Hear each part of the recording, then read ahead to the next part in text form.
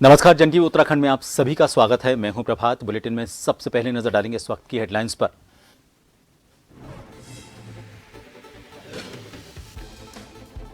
हरिद्वार में कांवड़ियों का चरण वंदन करेंगे सीएम धामी। हेलीकॉप्टर से होगी पुष्प वर्षा। शाम को ओम पुल पर भजन संध्या का आयोजन। हाई अलर्ट पर सुरक्षा व्यवस्था।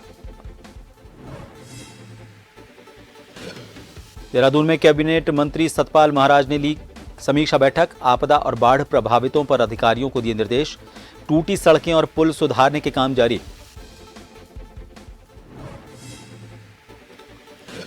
पिथौरागढ़ में पुलिस और वन विभाग ने तस्करी करने वाले आरोपी को किया गिरफ्तार। 2.25 किलो अवैध यारसा गंबू के साथ करीब 4 लाख रुपए बरामद। 9.5 लाख रुपए कीमत बताई गई।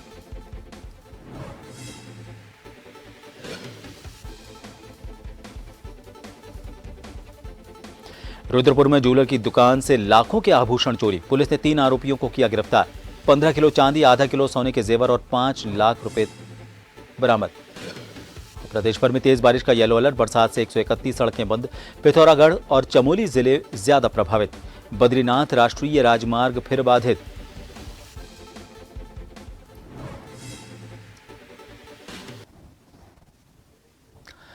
और खबरों की शुरुआत में सबसे पहले बात करेंगे मुख्यमंत्री पुष्कर सिंह धामी की, जो आज हरिद्वार के दौरे पर रहेंगे। आपको बता दें, यहां पर भल्ला इंटर कॉलेज स्टेडियम में वो भाजपा कार्यकर्ताओं के कार्यक्रम में शिरकत करेंगे, जहां पर उनका भव्य स्वागत किया जाएगा।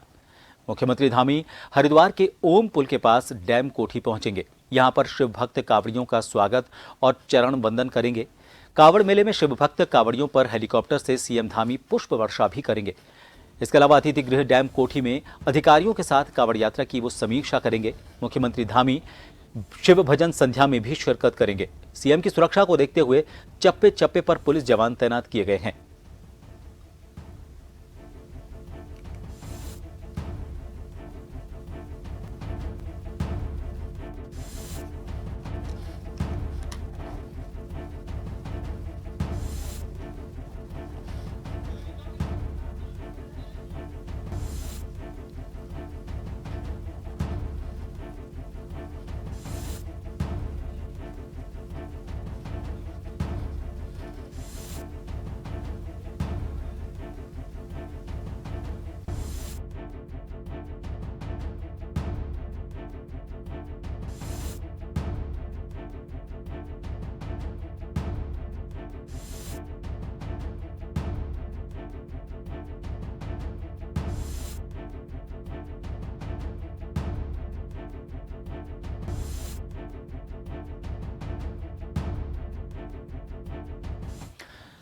और फिलहाल किस तरह की व्यवस्थाएं वहां पर हैं, हरिद्वार से हमारे वरिष्ठ सहयोगी सरफराज अली सीधा हमारे साथ लाइव जुड़ चुके हैं।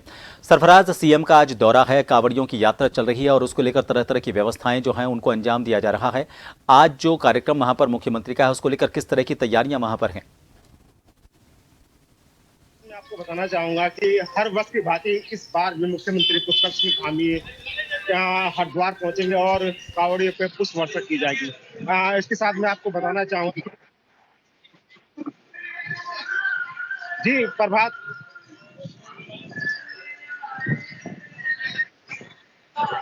जी प्रभात मैं आपको बताना चाहूंगी हर वर्ष की भांति इस बार मुख्यमंत्री पुष्कर सिंह धामी जो शिव भक्त कांवड़िए उन पर पुष्प वर्षा करेंगे। मुख्यमंत्री पुष्कर सिंह हरिद्वार से 1:15 पर उनका हेलीकॉप्टर जो पछांग उड़ेगा और हरिद्वार के भल्ला इंटर कॉलेज पर 1:40 पर मुख्यमंत्री का जो है जो हेलीकॉप्टर वो लैंड करा। उसके बाद मुख्यमंत्री पुष्कर सिंह धामी डैम कोठी पहुंचेंगे और वहां पर जो शिव भक्त कांवड़िए है उनकी चरण वंदना करेंगे। उसके बाद मुख्यमंत्री पुष्कर सिंह धामी जो है कांवड़ियों पर पुष्प वर्षा की जाएगी।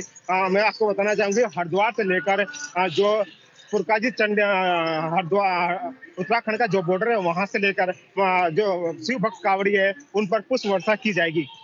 इसके साथ साथ ही मैं आपको बताना चाहूंगी कि जो उत्तराखंड हरिद्वार जो मुख्यमंत्री है उसको देखते हुए पुलिस प्रशासन ने सुरक्षा के पुख्ता इंतजाम किए गए हैं। उसके लेकर चप्पे चप्पे पर पुलिस तैनात की गई है।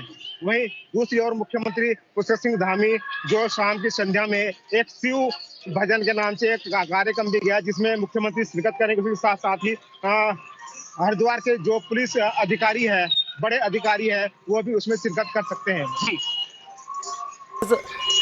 जाहिर तौर पर जब वहां पर कांवड़ियों की इतनी बड़ी संख्या है, भक्तों की इतनी बड़ी संख्या है, तो उनके लिए व्यवस्थाएं तो काफ़ी की गई हैं, लेकिन जब उन्हें यह पता चला कि उनके ऊपर पुष्प वर्षा होने वाली है हेलीकॉप्टर से, खुद मुख्यमंत्री उनके चरण वंदन करेंगे, उस कार्यक्रम में शामिल होंगे, उसके अलावा पुष्प वर्षा मुख्यमंत्री उनके ऊपर करेंगे, तो किस तरह की प्रतिक्रिया वहां पर उन कांवड़ियों की आ रही है जो उस रास्ते से गुजर रहे हैं?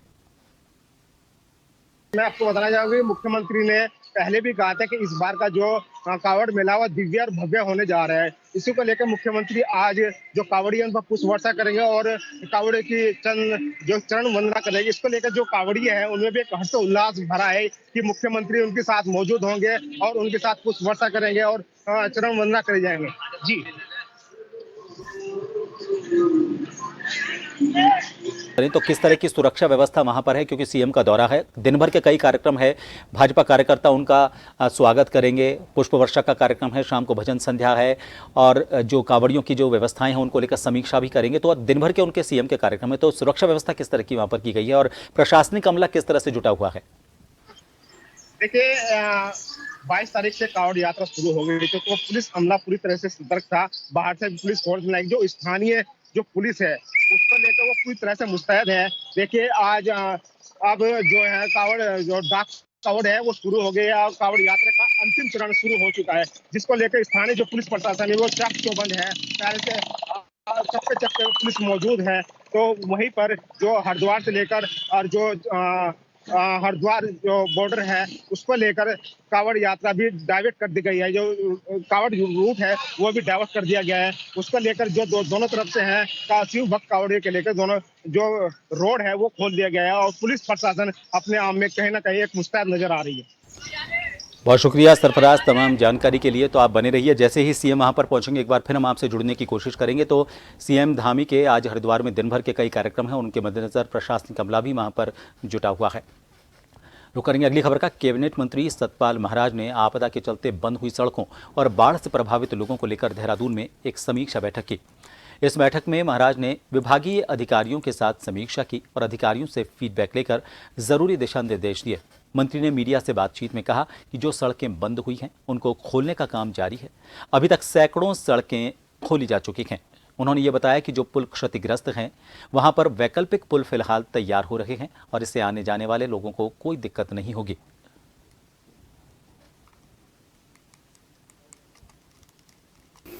लोक निर्माण विभाग और सिंचाई विभाग की बड़ी महत्वपूर्ण बैठक हुई है, जिसके अंदर मानसून और बरसात के कारण जो हमारे सड़कें जो हमारा टूटी हैं तो उनके बारे में मैं बताना चाहूँगा।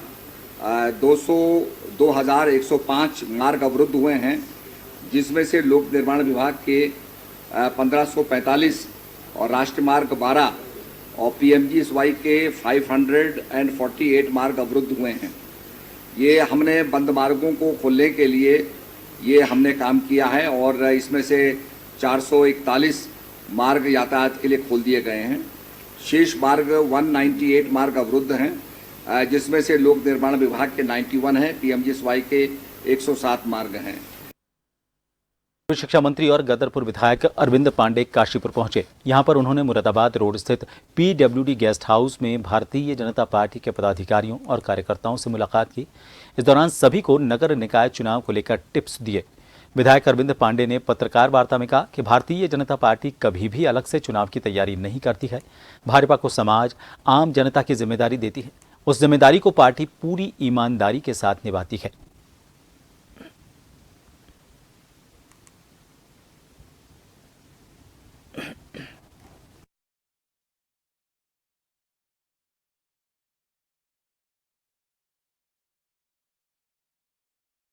काशीपुर में राष्ट्रीय लोक दल के प्रदेश अध्यक्ष चौधरी हर्ष भान के कैंप कार्यालय में एक बैठक हुई। इसमें पार्टी के विस्तार को लेकर पदाधिकारियों के साथ चर्चा की गई।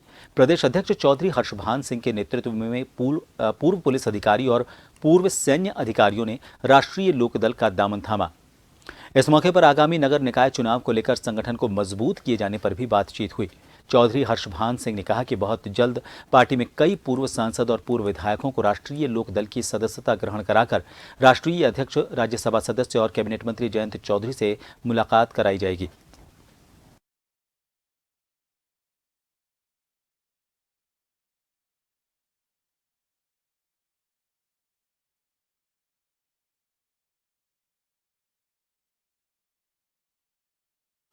पिथौरागढ़ जिले के गंगोली हाट विधायक फकीर राम टमटा ने कहा है कि सरकार की ओर से क्षेत्र के विकास कार्यों के लिए जो योजना चलाई जा रही है उसे शीघ्रता से पूरा किया जाए।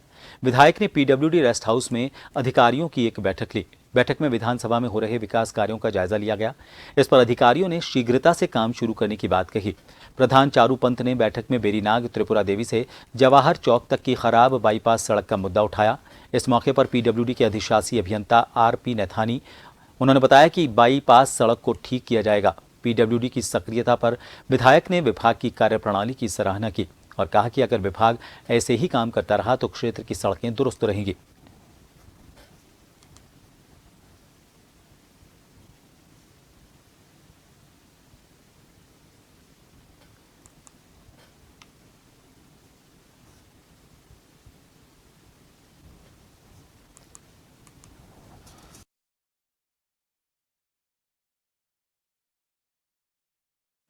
पिथौरागढ़ पुलिस और वन विभाग ने भारत नेपाल अंतर्राष्ट्रीय सीमा पर तस्करी करने वालों पर बड़ी कार्रवाई की है। इसमें धारचूला पुलिस टीम ने गलाती चेक पोस्ट पर चेकिंग की और इस दौरान अभियुक्त त्रिलोक सिंह को अवैध रूप से यारसा गंबू यानी कि कीड़ा जड़ी ले जाते हुए गिरफ्तार किया गया। इसके कब्जे से 1 किलो 63 ग्राम यारसा गंबू के साथ 3,93,000 रुपये भी बरामद हुए हैं। बरामद कीड़ा जड़ी की कीमत अंतर्राष्ट्रीय बाजार में लगभग 9,50,000 रुपये बताई गई है। कार्रवाई के बाद गिरफ्तार आरोपी पर मुकदमा दर्ज किया गया है। आपको बता दें कि पुलिस अधीक्षक रेखा यादव ने जनपद में अवैध वन संपदा और अन्य अवैध मादक पदार्थों की तस्करी और खरीद फरोख्त करने वालों के खिलाफ सघन चेकिंग अभियान चलाने के निर्देश दिए थे।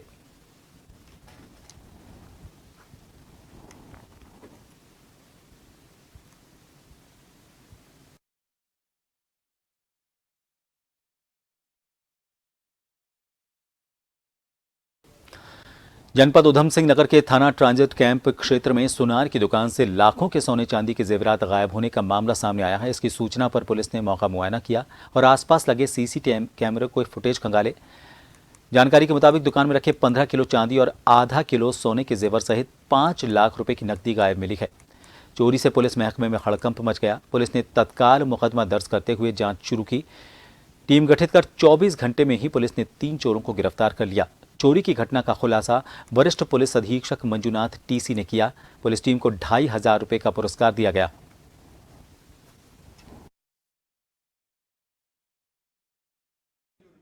जिसमें ट्रांजिट कैंप क्षेत्र में एक ज्वेलरी शॉप में एक हैरतन होने वाली घटना का अंदेशा दिया था। सुबह जब मालिक ने देखा पूरा उसका दुकान साफ हो गई थी, तो पूरी ज्वेलरी शॉप में एक व्यापक और भारी स्तर का चोरी का एक नकबजनी और चोरी का एक घटना का रिपोर्ट हुआ था। तो साथियों मैं बताना चाहूंगा, ये रस्तोगी जी है, तो प्रांजल रस्तोगी है, जो ये पुत्र है, इनके फादर मेन है, तो वो राजस्थान गए थे। तो ये इनकी ज्वेलरी शॉप में एक मेजर रिनोवेशन का कार्य भी चल रहा था। तो उस कार्य के दौरान जो है काफी इलेक्ट्रिक वाले, फॉल सीलिंग वाले सिविल वर्क्स और चल रहे थे। अगले दिन जब उन्होंने दुकान खोला तो पूरी दुकान सफाचट हो गई थी। मोर देन 50 लाख रुपए की वैल्यू का माल गया था। इमीडिएटली वहां पर एक्शन लिया, तत्काल वो घटने पे पहुंच गए और सारी चीजें देखा। तो इनको काफी चीजें इनको त्रुटियां आई कि जो है उसमें एक एंगल आया था कि जो यहाँ पर काम करने वाला इलेक्ट्रिकल मिस्त्री है उसके ऊपर शक बहुत ज्यादा गया। तो सटीक इनपुट के आधार पर आसपास सीसीटीवी देखा तो ये जो इलेक्ट्रिशियन है बाहर से ही 2 और लोगों के साथ देर रात को दिखा गया और बहुत शातिर अब तरीके से ये अगले दिन जब चोरी हुआ है उसी दिन भी वो काम पे पहुंच गया था, क्योंकि रेनोवेशन काम तो चल ही रहा था। तो इतना शातिराना अंदाज में पहुंच गया था। परंतु जब ये कैमरे के आधार पर, टेक्निकल के आधार पर हमारे को क्लियर हुई, that is when we immediately चिन्हित करा हमने, वहां पर जीरो राउंड करा। उसके बाद गहन पूछताछ में इसने क्लियरली कबूल लिया और वो सारी चीजें रिकवरी भी हो गई है। रामनगर में कल देर शाम घर में करंट लगने से एक विवाहित महिला की मौत हो गई। हालांकि घटना के बाद से जहां एक तरफ महिला के परिजनों में कोहराम मचा हुआ है, वहीं पुलिस भी मामले की जांच में जुट गई है। जानकारी में सामने आया कि महिला बिजली के पंखे का प्लग लगा रही थी, इसी बीच उसे करंट लग गया और घर में मौजूद लोगों ने महिला को तुरंत इलाज के लिए सरकारी अस्पताल में भर्ती करवाया। यहां पर चिकित्सकों ने महिला को मृत घोषित कर दिया।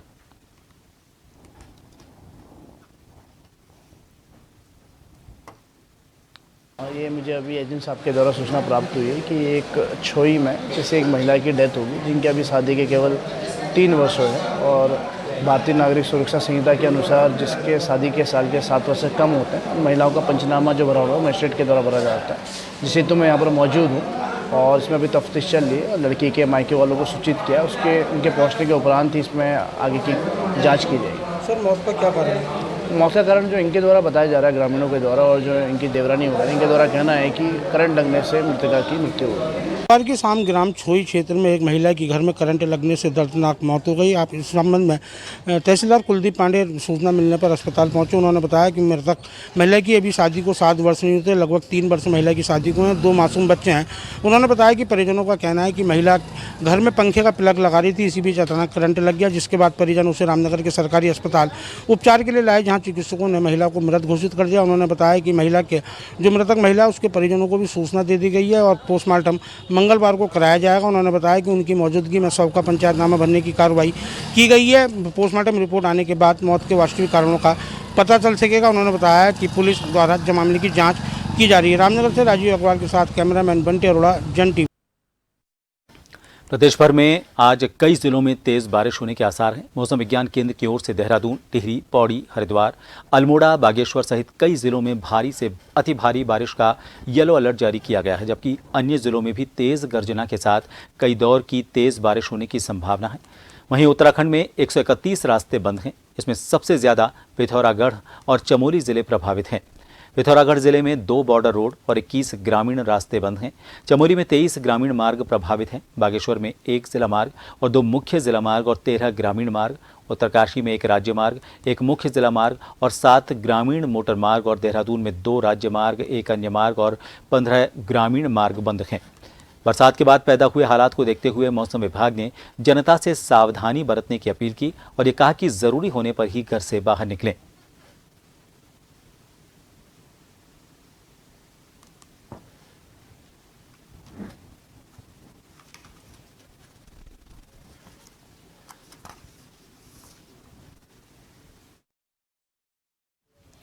जोशीमठ में बद्रीनाथ राष्ट्रीय राजमार्ग गुलाबकोटी और लंगसी के पास मार्ग फिर बाधित हुआ है और इससे तीर्थयात्री से लेकर स्थानीय लोग परेशान हैं। बारिश के कारण बार बार बद्रीनाथ राष्ट्रीय राजमार्ग कई जगह से थम रहा है और इस कारण वाहनों की लंबी कतार दोनों तरफ से लगी हुई है। साथ ही बद्रीनाथ धाम की यात्रा करने वालों में कमी देखी गई है।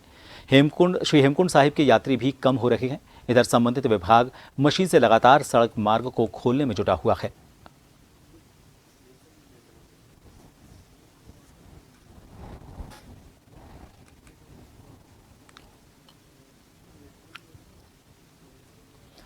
पिथौरागढ़ जिले के मदकोट में मदकोट बचाओ संघर्ष समिति की काम बैठक हुई। इसमें सिंचाई विभाग के अधिशासी अभियंता, कनिष्ठ अभियंता और मदकोट क्षेत्र के आपदा प्रभावित परिवार के लोग शामिल हुए। इसमें कहा गया कि आगामी आपदाग्रस्त क्षेत्र में बाढ़ नियंत्रण और आपदा के लिए जो भी काम विभाग की तरफ से कराए जाएंगे उन्हें मदकोट बचाओ संघर्ष समिति की निगरानी में किया जाएगा।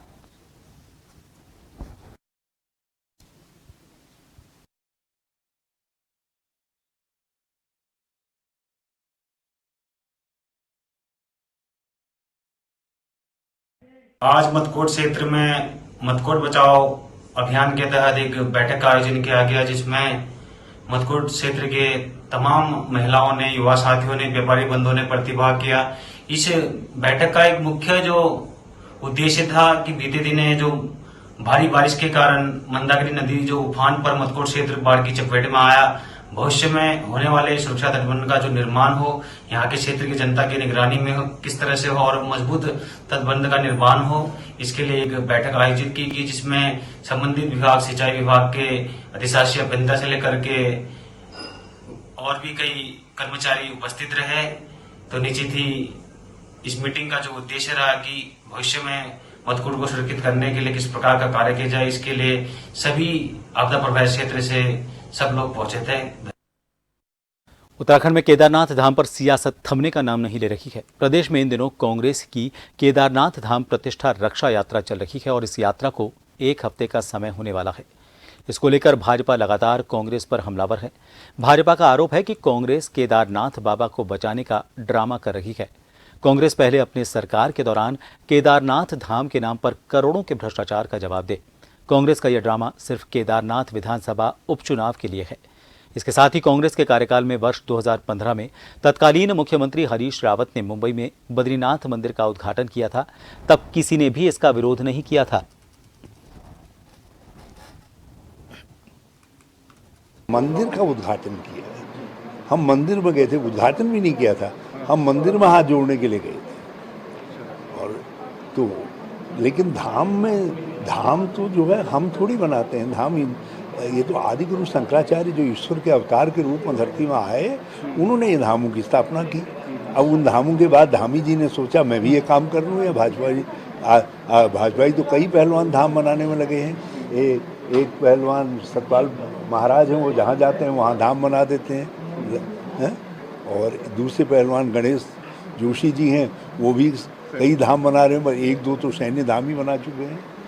उत्तराखंड में प्रदेश कांग्रेस केदारनाथ धाम प्रतिष्ठा रक्षा यात्रा को सफल बनाने के लिए राष्ट्रीय नेताओं को बुलाने की जुगत में लगा हुआ है। प्रदेश कांग्रेस को यात्रा के समापन के मौके पर राष्ट्रीय नेता राहुल गांधी के शामिल होने की उम्मीद है। इसके लिए प्रदेश कांग्रेस कमेटी ने हाईकमान और राहुल गांधी को पदयात्रा में आने का निमंत्रण भेजा है। प्रदेश कांग्रेस को जल्द ही राहुल गांधी के कार्यक्रम की मिलने की भी उम्मीद है। वहीं भाजपा पहले से इस पदयात्रा को लेकर कांग्रेस पर हमलावर है। भाजपा के प्रदेश महामंत्री आदित्य कोठारी का कहना है कि यह हास्यास्पद स्थिति है। कांग्रेस ने कई चीजों को नकारा है और देवी देवताओं का उपहास उड़ाया है।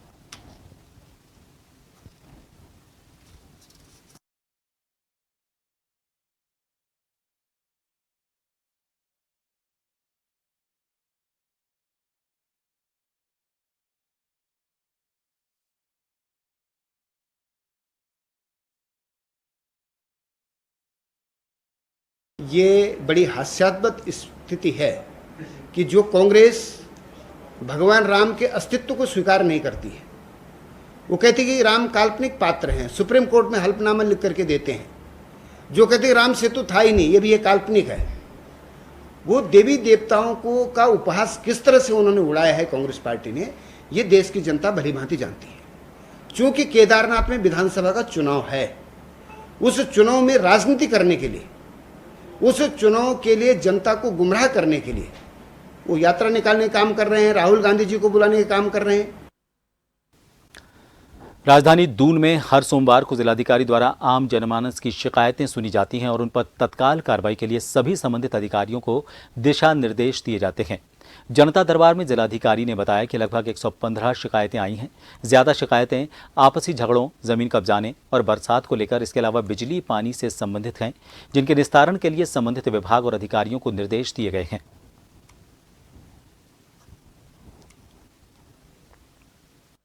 तकरीबन 115 प्लस हमारे यहाँ शिकायतें आई हैं और इसमें मोर और लेस जितनी भी शिकायतें थी वो लैंड डिस्प्यूट और जो अभी बरसात का सीज़न है तो जल भराव की जो शिकायतें थी वो थी। और इसमें जो ज़्यादातर शिकायतें लैंड से भी रिलेटेड थी वो सीनियर सिटीजन से रिलेटेड थी। और हमारे जितने भी अधिकारी कर्मचारी बैठे हुए थे उनसे सबसे यही इंस्ट्रक्शंस हैं कि इनको तत्काल निस्तारण करें। इन सभी खबरों के साथ फिलहाल के लिए इस बुलेटिन में इतना ही। दीजिए इजाजत। नमस्कार।